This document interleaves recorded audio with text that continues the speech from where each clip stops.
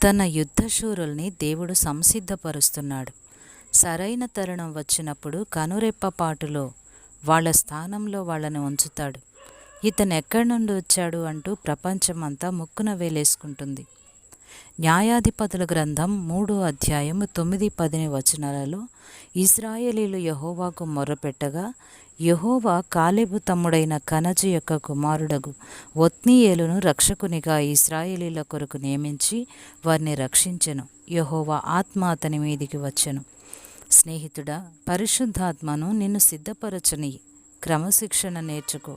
పాలరాతి శిల్పానికి తుది మెరుగులు దిద్దాక దేవుడు దాన్ని ఎత్తి పీఠం మీద ప్రతిష్ఠిస్తాడు. దాన్ని ఉంచవలసిన స్థానంలో అమరుస్తాడు.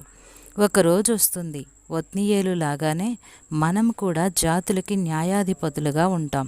1000 ఏళ్ల పాటు భూమిపై క్రీస్తుతో కూడా అధికారం వహించి రాజ్యమేలతాం. ఆ రోజును రుచి చూడాలంటే దేవుని ద్వారా మనం మలచబడాలి.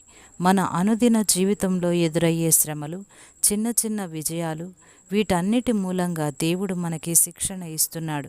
ఇది మనకి తెలియదు, కానీ ఒక్క విషయం గురించి మాత్రం సందేహం లేదు. పరిశుద్ధాత్మ ఆ అవసరానికి తగినట్టు ఒత్నీయేలును సిద్ధం చేసి ఉంచాడు.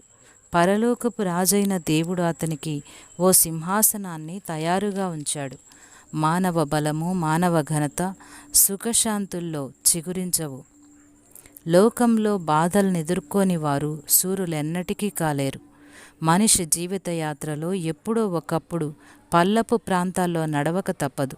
ప్రతివాడు బాధల సొరంగంలో గుండా వెళ్తేనే తప్ప విజయపు మెట్టుదారికి ఎక్కలేడు.